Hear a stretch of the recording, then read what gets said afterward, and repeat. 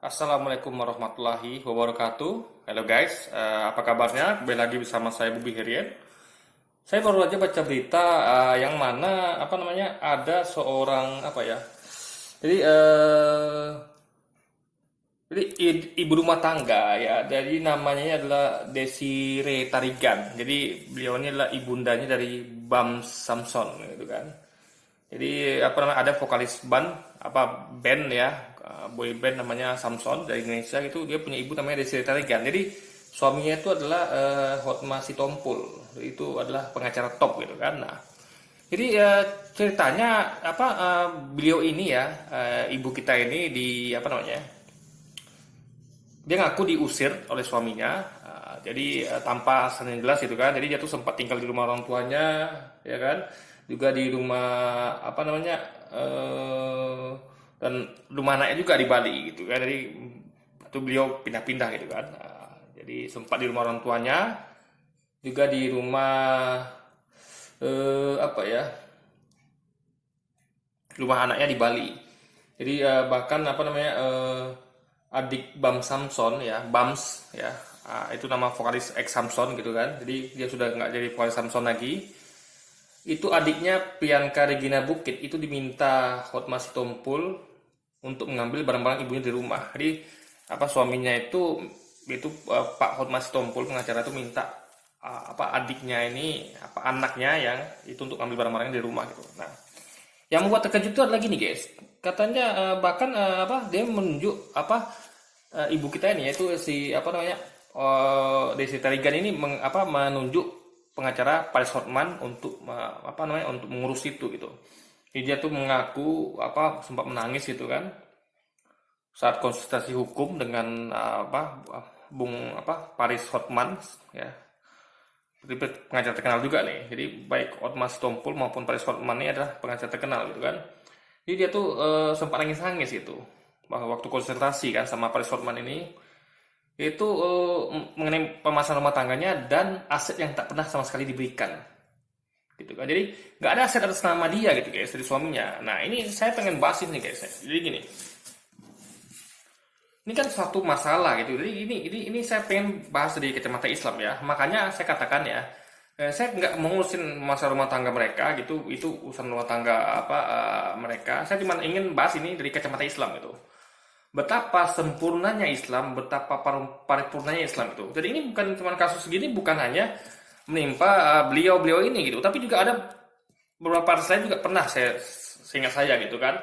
Ini istilah itu adalah harta gono gini gitu. Jadi harta gono gini itu tidak jelas gitu guys. Jadi saya nggak tahu dia ada undang-undangnya atau gimana gitu kan. Tapi memang tidak pernah jelas itu pembagiannya gitu. Jadi yang ada adalah sang istri ya itu mengharapkan harta gono gini entah diberi atau tidak. Ini nggak ada kepastian gitu kan. Nah, makanya Islam sebagai agama yang sempurna, yang paripurna, itu mengatur semua mengenai harta antara suami dan istri gitu.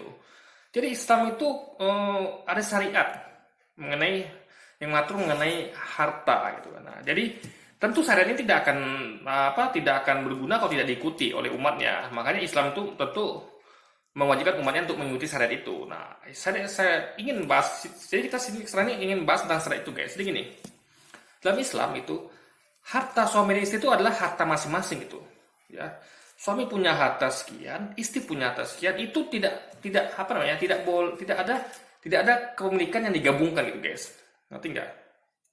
Jadi harta istri tetaplah harta istri, harta suami tetaplah harta suami. Jadi istri misalnya bekerja, ya kan, suami bekerja. Istri dapat warisan, suami dapat warisan gitu. Jadi hak kita bahas dari segi soal istrinya itu ya dan suaminya juga, tentu kan. Jadi mereka kerja masing-masing ya, lalu dapat warisan masing-masing, itu adalah hak mereka masing-masing. Suami nggak berhak untuk mengklaim harta istrinya adalah hak miliknya, atau sebaliknya istri nggak berhak untuk mengklaim harta suami sebagai miliknya gitu. Ya kan? Jadi itu masing-masing, dalam Islam itu masing-masing gitu. Nah ini tentu ada tujuannya gitu kan. Jadi tujuannya agar tidak menimbulkan nanti karena kita tahu pernikahan itu memang ditargetkan ya untuk seumur hidup. Kok bisa gitu kan? Orang berencana memang memimpikan rumah tangga tuh berlangsung seumur hidup mereka sampai sampai nyawa memisahkan. Tapi faktanya tentu di tengah perjalanan tuh akan ada beberapa masalah gitu. Dan bisa sedikit bisa banyak. Bahkan satu masalah pun kalau memang berat itu bisa menimbulkan perceraian gitu, perpisahan. Nah, makanya Islam mengatur benar mengapa harta itu dipisahkan, harta suami dan harta istri. Agar nanti ketika terjadi hal itu, jadi masalah itu semua sudah jelas posisinya, ya kan? So, istri nggak, jadi istri itu tidak lagi PHP, nggak lagi mengharap, oh nanti kalau aku cerai sama suamiku nanti aku dapat harta gue gini gitu, ya kan? Nggak lagi berharap guys, nggak ada lagi ada PHP gitu. Jadi semuanya jelas dalam Islam. Seandainya pun ada wanita yang jahat, kita tahu banyak wanita yang jahat. Ada beberapa wanita yang jahat misalnya ya. Ini tentu oknum, saya nggak nyebut wanita keseluruhan. Ada beberapa wanita yang dan pernah terjadi dalam sejarah gitu kan. Kasus-kasus di mana wanita memanfaatkan kekayaan suaminya untuk memorotin dalam artian dia nikah sengaja untuk habis itu dia berharap suaminya cepat meninggal atau dia bahkan membunuh suaminya agar mendapatkan hartanya gitu, harta gunung ini gitu kan. Nah, jadi Islam menutup peluang untuk itu gitu. Jadi nggak ada istilahnya harta suami itu milik bersama dengan istri atau harta istri milik bersama pada suami gitu. Nggak ada cerita gitu. Jadi dalam Islam itu semuanya dipisahkan agar jelas peruntukannya. Sehingga tidak ada istri yang PHP, yang di PHP-kan suaminya, yang berharap mendapat harta gunung ini, harta nggak dapat. Karena memang kalau dapat pun nggak jelas pembagiannya tergantung kesepakatan. Karena kesepakatan kan bisa dilanggar. Tapi kalau saya lihat kan itu dilanggar ada konsekuensinya. Kalau kesepakatan misalnya saya sepakat sama istri nih, sama istri saya langgar, itu kan konsekuensinya antara berdua aja gitu, nggak sampai ke akhirat. Tapi kalau agama, syariat agama dilanggar, itu konsekuensinya sampai ke akhirat. Ada berusaha, bisa ada peluang langsung neraka gitu kan. Jadi syariat itu lebih tinggi daripada kesepakatan bersama itu guys. Makanya aturan dalam Islam itu jelas, harta dipisahkan antara suami dan istri gitu. Nah, istri pun jadi istri di sini apakah nggak enak jadi seorang istri dalam Islam? Oh enak banget guys, karena harta dipisahkan. Jadi ketika sang istri bekerja, tentu di atas izin suami ya. Jadi istri itu harus pandailah membujuk rayu suami supaya dia bisa bekerja, gitu kan. Tentu dia tetap menjaga kaidah gitu, menutup aurat, menjaga kepercayaan suami gitu kan. Jadi suami pun harus bijaksana gitu. Ketika dia melihat mungkin istrinya pengen lebih daripada yang dikasih suaminya, ya silakan bekerja. Seperti saya nih, saya nggak pernah melarang istri saya bekerja asal dia tetap ikut kaidah gitu, nutup aurat, tidak macam-macam di luar sana itu kan, atau pekerjaan-pekerjaan yang rentan untuk menjurus ke situ, yang banyak godaannya itu saya larang gitu kan. Jadi kalau selama kerja itu baik dan dia bisa tetap menjaga syariat dan tidak macam-macam, silakan gitu. Karena mungkin dia istri itu kan punya keinginan lebih gitu. Gak cukup mungkin dengan apa kita kasih gitu kan. Nah, karena suami juga kadang-kadang punya keterbatasan ekonomi gitu kan. Nah, istri pun ketika dapat warisan ya, atau dia dapat dari mana lah gitu kan, dikasih dari keluarganya atau abangnya atau omnya, dia dapat warisan atau dapat uang, itu hadiah gitu. Dan uang cari dari hasil kerja dia itu hadiah. Suami nggak ada hak untuk mengklaim gitu. Nah, ini enak sekali wanita dalam Islam itu. Posisinya jelas gitu guys. Wanita dalam Islam tuh, mengikuti syariat Islam tuh posisinya jelas. Harta milik dia, keringat-keringat dia, ya. Dan enaknya lagi, wanita dalam Islam tuh dia tidak punya kewajiban ya untuk menafkahi suaminya gitu dan anaknya. Jadi misalnya suaminya lagi susah ekonominya.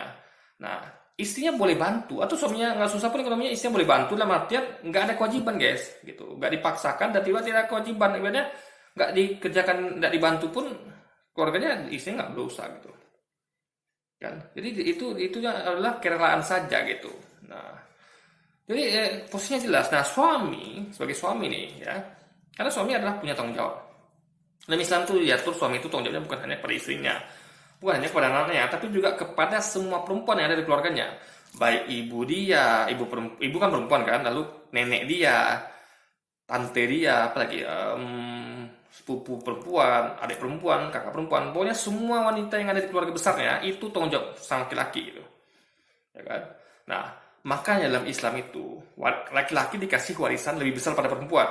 Jadi kalau wanita cuma dapat warisan sepertiga, laki-laki dapat warisan setengah gitu guys. Kenapa? Karena laki-laki dikasih Allah itu ya, pundak lebih berat, di pundaknya itu beban lebih berat pada wanita gitu. Wanita kan tidak ada kewajiban untuk untuk menafkahi anaknya, menafkahi suami, menafkahi saudara laki-laki maupun perempuannya. Tapi laki-laki kan kewajiban itu ada, menafkahi anak, istri, semua wanita yang ada di keluarga besarnya gitu. Nah, makanya laki-laki dikasih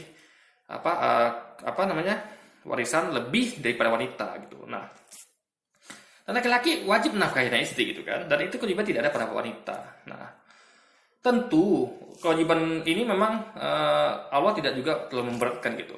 Jadi kewajiban itu ya bisa hidup dengan layak. Ibarat dalam artian layak ini bukan hidup senang kali ya. Misalnya tuh cukup makannya, cukup pakaiannya, cukup tempat tinggalnya gitu kan, cukup perhatiannya, sudah gitu.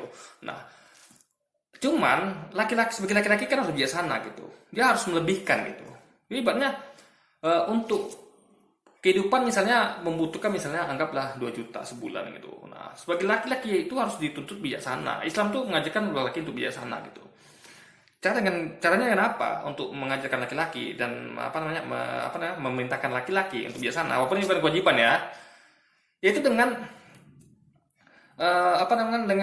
dengan firman Allah yang mengatakan bahwa ya sedekah yang paling baik, sedekah yang yang paling bagus lah itu adalah sedekah kepada anak istri, ya kan? Itu adalah sedekah paling baik. Jadi kalau ada sedekah sama fakir miskin misalnya anak yatim atau kepada orang tua, ya orang luar sana lah sedekah gitu kan, itu kalah nilainya, pahalanya, kebaikannya dibanding ada sedekah kepada anak istri. Tentu sebagai laki-laki juga biasanya juga jangan terlalu berlebihan gitu, ya kan? Jadi harus disisikan juga untuk orang luar sana. Jadi intinya adalah karena ketakutkan nanti kalau terlalu berlebihan ya, istri terlalu dimanja, anak terlalu dimanja dengan uang yang berlebih-lebih lah gitu kan, ibaratnya kan mereka akan menjadikan mereka jauh dari Allah, dari agama gitu guys. Karena ada banyak kejadian ketika istri dikasih dengan uang yang begitu banyak, istrinya mulai lupa daratan, lalu belanja hal-hal yang tidak perlu dibeli gitu kan. Ini kan suatu kemubaziran, padahal itu uang bisa digunakan untuk membantu fakir miskin misalnya atau anak yatim. Makanya bijaksananya harus betul-betul bijaksana, nggak kurang, nggak lebih guys. Jadi Islam sangat proporsional mengatur hal ini gitu kan. Jadi tingkatannya itu adalah sedekah kepada anak istri. Ya, kalau ada masih lebih lagi nih, baru ke anak yatim, fakir miskin dan lain sebagainya gitu. Jadi bukan juga semuanya di drop ke anak istri juga gitu. Karena bahaya kalau misalnya harta suaminya terlalu banyak, sementara sang istri dan anak nggak bisa menahan hawa nafsu, mereka kan karena uangnya berlebih, mereka akan membeli hal-hal yang tidak berguna gitu guys, hal-hal yang malah lebih banyak mudaratnya sehingga menjauhkan mereka dari Tuhannya, dari agamanya gitu guys. Nah, jadi ya intinya adalah Islam sangat sempurna dalam mengatur hal ini gitu. Jadi kalau semua umatnya ikut saudara ini ya, tidak akan ada masalah dalam rumah tangga, tidak akan ada ceritanya suami itu istri itu ya kayak kejadian ini ya, atau kejadian yang sebelumnya pernah terjadi, istri nangis-nangis, jadi cekcok masalah harta gono gini gitu kan, istri menuntut nih, kok saya nggak dikasih harta gono gini gitu kan, padahal itu kan kesepakatan gitu, dan kesepakatan itu kan kok ini saya nggak tahu nih ada kesepakatan atau tidak gitu kan.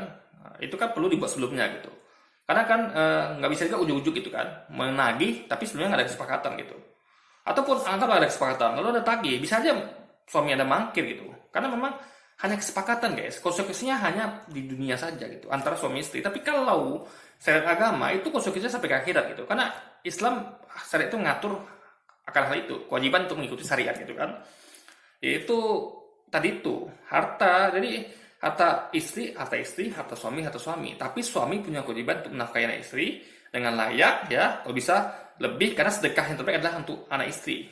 Tapi istri nggak punya kewajiban itu gitu. Jadi perempuan dalam Islam itu sangat mulia guys. Jadi sangat enak posisi wanita di dalam Islam gitu.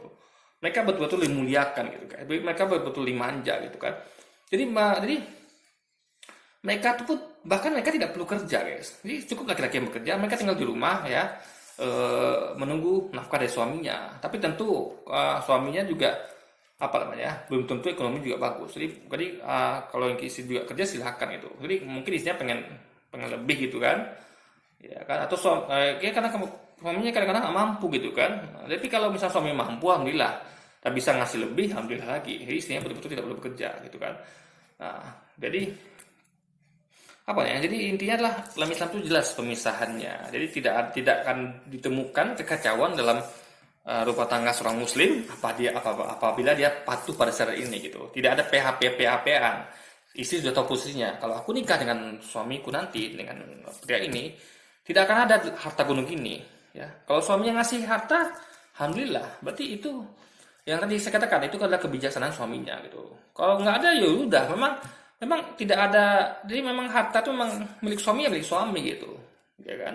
Ya milik istri, milik istri. Jadi istri pun harta istri tidak boleh diganggu suami, harta suami nggak boleh diganggu istri gitu. Jadi enak posisinya dalam Islam tuh guys. Gitu. Jadi misalnya gini, istrinya misalnya dia punya harta nih, dia punya harta hasil kerja dia misalkan dia pernah kerja sebelumnya sebelum nikah, atau dia kerja pas setelah nikah dia kerja lagi, atau kerja lah gitu kan, atau dia punya warisan. Jadi ketika nanti apa namanya suaminya macam-macam nih menceraikan dia, tidak masalah bagi dia. Kenapa?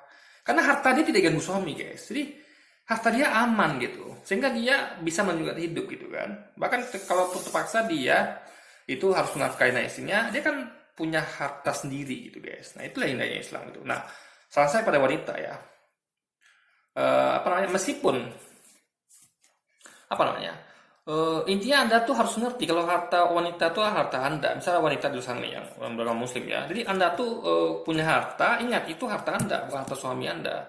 Jadi Anda kelola, Anda belajarlah untuk mengelola harta Anda sendiri.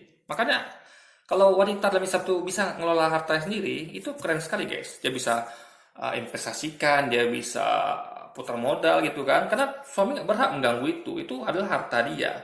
Nah, jadi dengan tujuan kalau nanti suaminya macam-macam, ya kan, dia masih bisa, ya, dia masih bisa menunjukkan kehidupannya gitu. Misalnya suaminya selingkuh nih, atau suaminya menceraikan dia gitu kan, suaminya jahat misalnya.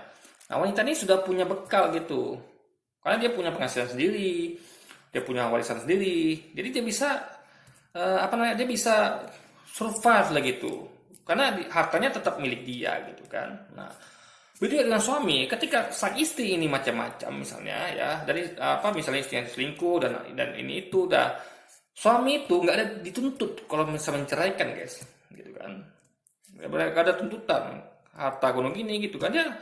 Jadi posisi suami istri ini sangat kuat gitu, istrinya posisinya kuat, suami kuat, jadi mereka akan saling menghargai satu sama lain gitu guys. Kenapa? Karena mereka tahu apa namanya, mereka punya porsi masing-masing gitu. Jadi ketika seorang sudah punya porsi masing, mereka tidak akan saling mengganggu gitu kan. Jadi mereka akan saling menjaga gitu loh ibaratnya guys. Karena semuanya jelas posisinya, harta suami, harta istri, istri gitu. Jadi sehingga kalau jadi masalah ya aman dua-duanya gitu. Mereka akan mengambil haknya masing-masing gitu loh guys. Jadi makanya Islam mengatur itu semua dengan indah. Tinggal umatnya apakah mau mengikuti syariat atau tidak gitu. Oke. Jadi itu sih solusi kalau ada masalah-masalah begini. Tentunya kembali lagi ke agama, kembali lagi kepada syariat Tuhan yang Maha Esa, yang sempurna. Jadi Allah itu adalah Tuhan yang Maha Sempurna. Ya, dia karena kesempurnaan itu dia tentu menentukan hukum yang sempurna. Jadi namanya syariat Islam. Karena nggak mungkin Tuhan yang Maha Sempurna membuat aturan yang tidak sempurna gitu kan, itu mustahil. Makanya syariat Islam itulah betul-betul sempurna, sehingga dia mengatur detail mengenai masalah ini sehingga tidak jadi masalah di kemudian hari itu. Asal syaratnya itu umatnya mau mengikuti syariatnya tersebut gitu. Oke guys, jadi mungkin sekian dulu video kita kali ini. Sampai jumpa lagi di video-video selanjutnya. Wassalamualaikum warahmatullahi wabarakatuh.